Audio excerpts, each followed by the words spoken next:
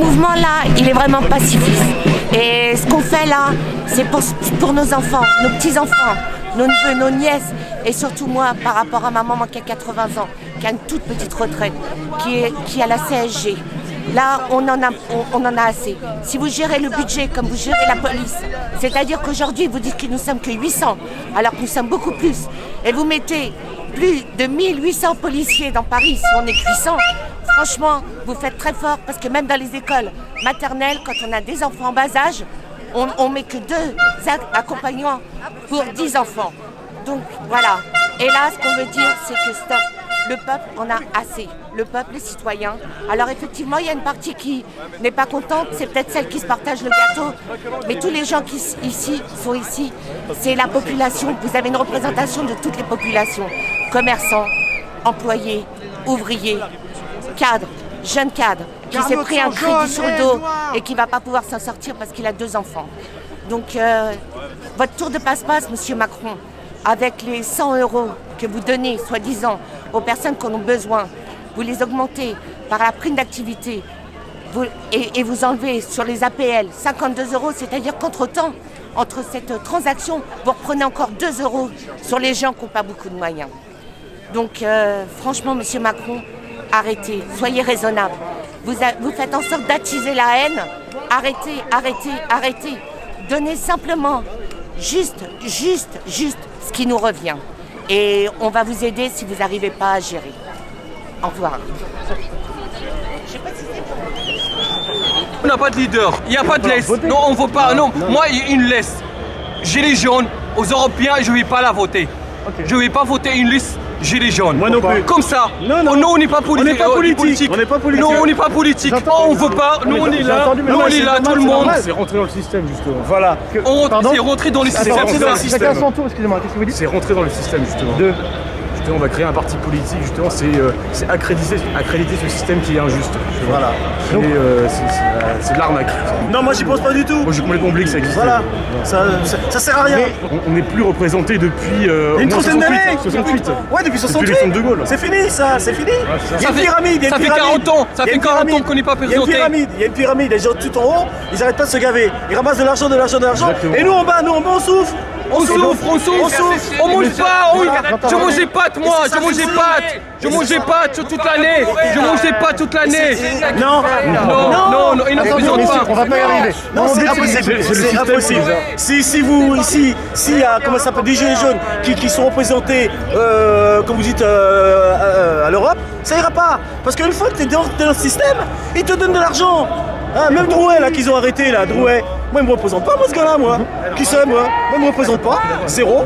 Je suis là parce que je suis le mouvement depuis le début et que les taxes doivent baisser, que le RIC doit enfin passer pour que la démocratie soit réelle et qu'il est temps qu'on vive, pas qu'on survive. Nous, on survit, qu'on ait des enfants, qu'on n'en ait pas, qu'on ait un travail ou qu'on n'en ait pas. On en est au point de survivre. C'est dommage et c'est plus ce que veulent les Français. Je pense que si on est tous sortis dans la rue, c'est pour ça. Maintenant, des casseurs, il y en a. Des casseurs, il y en a. Mais des gens pacifiques, super pacifiques, il y en a aussi. Et je pense que tous les gens ici sont pacifiques. Il y en a quelques-uns qui ne le sont pas. Ils sont énervés au bout de 8 semaines, il faut les comprendre. Mais ce qu'on demande, c'est pas compliqué. C'est la démission de Macron, au mieux, et la baisse des taxes. Maintenant, lui faire confiance, ça va être compliqué. Donc soit on descend vraiment les taxes et on se fait tous confiance, soit on continue comme ça le mouvement pendant des lustres, parce qu'on a besoin. Comment nos actionnaires font pour nous écraser? Qui redistribuent un petit peu à tout le monde ce que le peuple travaille.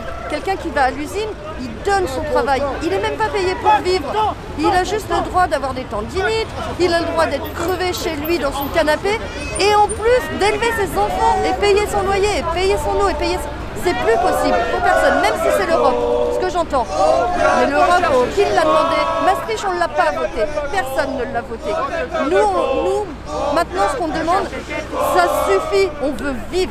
On veut vivre. Comment se fait-il?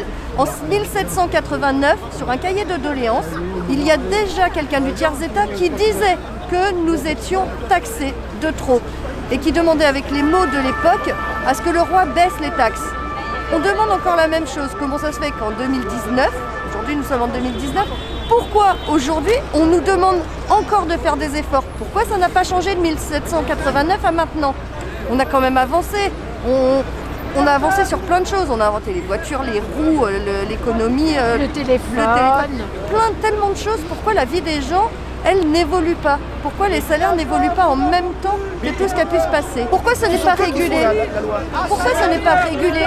Pourquoi est-ce que tout ça, il n'y a pas une régulation pour les empêcher de faire tout ce qu'ils veulent? Et moi je pense qu'ils ont la possibilité de changer les choses. On les a sauvés, nous, on leur a demandé de sauver les banques. On les a sauvés. Pourquoi eux ne sont pas là en train de nous sauver? Ce sont des financiers qui gèrent le monde. Il faut que les médias ils parlent de la vérité un peu, pas qu'ils la reconstruisent. Mais je pense que tous ces gens-là, ils sont là pour ça. Et je pense que notre vérité, elle est là. On veut vivre, s'il vous plaît. Et Macron, démission. C'est pas vous, personnellement, que je le dis. Mais s'il vous plaît, si vous nous entendez là-haut, on voudrait vivre. Laissez-nous au moins vivre un petit peu. On en a besoin. Et nos enfants en ont besoin, vraiment. Le RIC, la démission de Macron, ou alors qu'il nous propose des choses vraies, pas des miettes. Une prime à 100 €, c'est une prime qui va être imposée en plus. C'est pas du boulot. Pas forcément la démission. Il faut qu'on puisse participer. Brigitte. Tout, le RIC c'est le meilleur. On n'aurait pas un roi, on n'aurait pas un roi tous en haut. On pourrait décider par une action démocratique.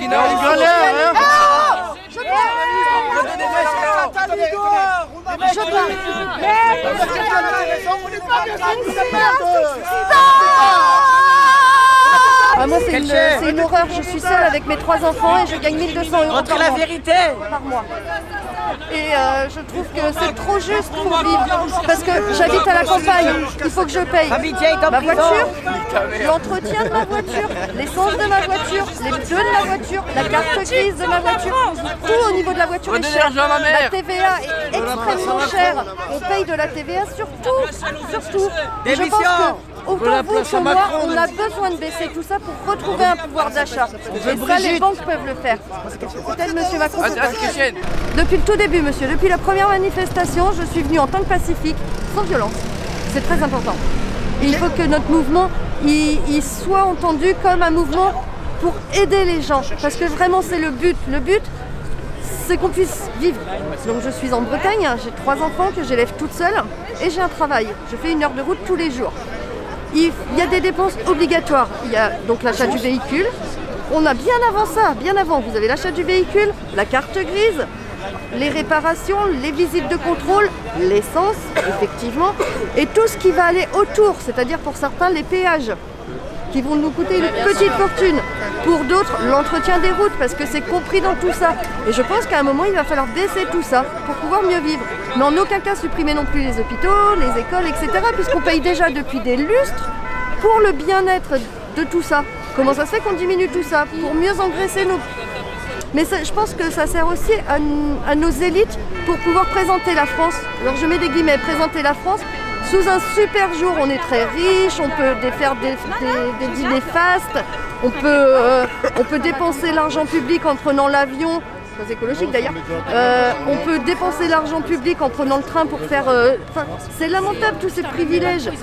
Pourquoi tous les gens n'ont pas ces privilèges puisqu'on est tous français? Notre président est français.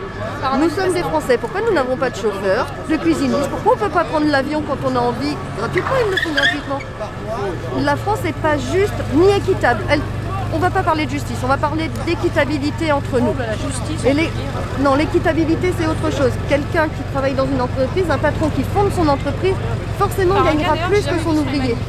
Mais c'est équitable. Salaire de 1 à 20, pas plus. 1 à 20, je pense qu'on a besoin, pas 1 à 3 milliards. Attendez, je pense qu'on a vraiment besoin de retrouver un petit peu d'équitabilité. Je ne sais pas si ce mot existe, mais en tout cas, il faut équité, excusez-moi. Un petit peu d'équité entre tout le monde pour de la solidarité aussi au sommet qu'à la base, puisqu'on utilise ces mots actuellement. Je ne veux pas parler pour tout le monde, mais je pense que ça joue énormément sur tout ce mouvement. C'est-à-dire qu'on avait une piscine jusque-là où on flottait difficilement, où on nageait difficilement. Maintenant, on nous coule. Et là, les gouttes d'eau sont trop énormes pour qu'on puisse respirer. On a besoin de vivre et pas de survivre. Il est temps. Mes enfants seront heureux et les enfants de tout le monde seront heureux. On pourra vivre de notre travail Et enfin, on pourra avoir l'occasion d'aller soit au cinéma, soit au restaurant, soit quelque part, non pas forcément gratuit, on paye, mais on doit pouvoir le faire. Pourquoi là on ne peut pas le faire?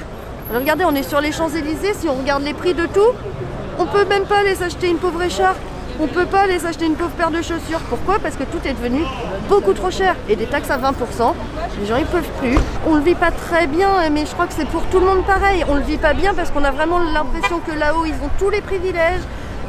Ils ont quand même des retraites jusqu'on ne sait combien, ils sont à l'Assemblée nationale, ils dorment.